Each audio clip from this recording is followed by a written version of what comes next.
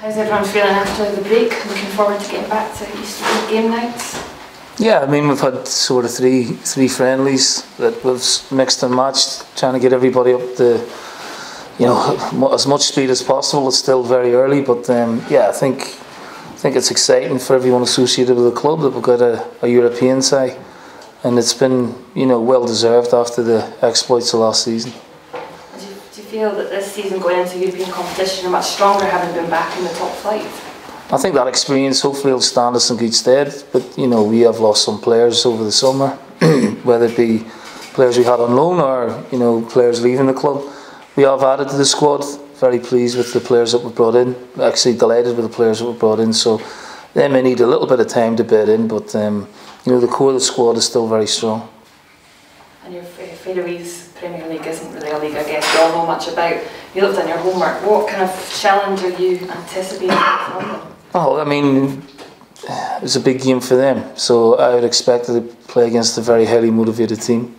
You know, coming to Scotland and seeing the sights of Edinburgh, you know, it's like, you know, a big thing. Obviously, we're not taking them lightly. We've had them watched. We've had them watched in person. We've done, you know, a lot of footage of them. So it's important that we try and establish some sort of lead to take with us to the Faroes, because that could be a tricky tie as well. Obviously, when they got halfway through their season, what kind of challenge does that face you? Well, it's always difficult, you know, playing against teams who are, you know, well into their season, up to speed, match fit, whatever way you want to call it. And this is always the disadvantage I think that Scottish clubs have. You know, that comes so early.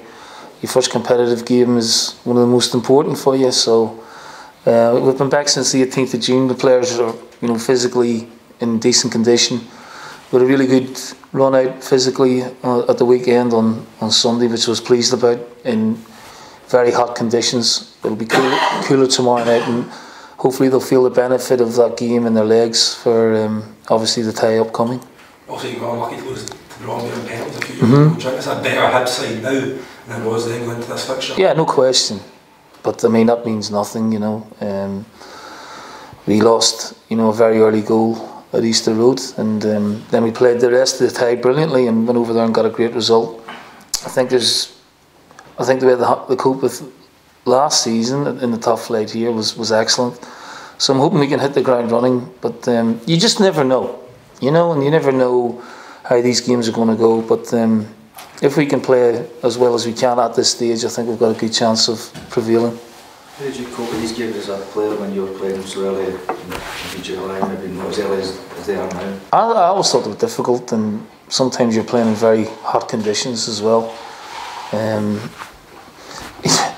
Pre-season back in those days were a little bit longer than the pre-seasons they have now, and the close season as well. So they're always fraught with danger, and there's obviously going to be a bit of rustiness in there at times, and players maybe, well, they won't be up to full speed. We don't really hit full speed till end of August, you know, beginning of September. Certainly in my case, that was the feeling anyway. So they're tough games, and mentally and physically they can ask a lot of you. Do you think even since you stopped playing, the players maybe don't have as much time off over the summer, they don't lose as much fitness maybe? No, they certainly don't. No, the players have come back, and I've been really pleased with the condition they've come back in. It's always getting the balance of marrying the physical condition with the football, and the quality and the fitness, the fitness they get from the football as well.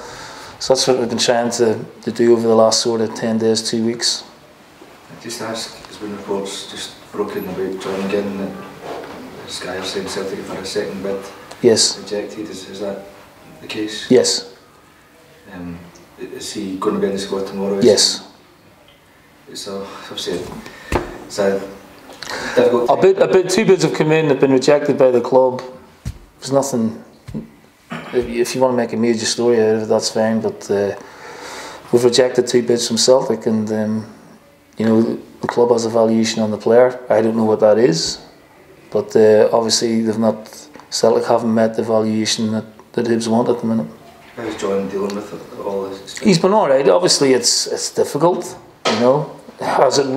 Listen, I've been a player myself, so it's difficult dealing with speculation, and obviously when a club as big as Celtic come in for you, there's always that anticipation of hopefully from his point of view, maybe making that step forward, if you want to call it that.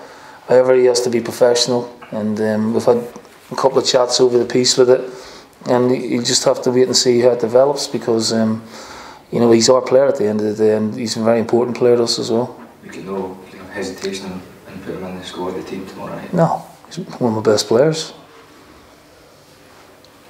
Is there any other team news? Is Ophir, is he still? Offie's out, so you know, we've got Adam in, which I'm pleased about, and he's had a couple of games, got a week or two now with the team, so I've known him from my days at Bolton. He's an excellent goalkeeper. He had a bad injury last year, but he's a fine physical specimen. He looks obviously in really good condition now, so delighted we got him in, and obviously young Stephen as well. I think that's good business from our point of view.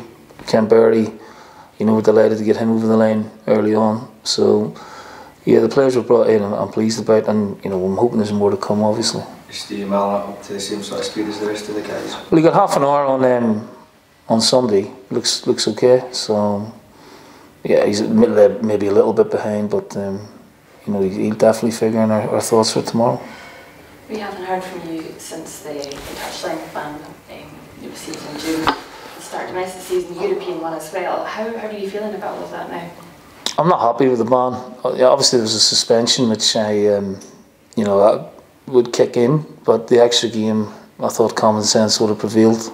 I'm not happy with the SFA over the treatment of Rampuchis, who was away on the Toulon tournament. He's not been fit since then. He had a scan while he was out there, showed a tear in his cartilage, and they still played him 2 games after that. So he played in the semi-final, or the quarter-final and the semi-final. So I've had no contact from anyone at the SFA explaining why my player played with a tear in his cartilage, and he's missed all the pre-season. So I'm not happy about that, and obviously the extra game, I think common sense could have prevailed there. How difficult does it make that for you, then going into a new season, going into European competition with new players as well, for not being able to be at the dugout? Yeah, it's frustrating, obviously, but you know, hopefully it won't last too long, and we can still, you know, go on. I think the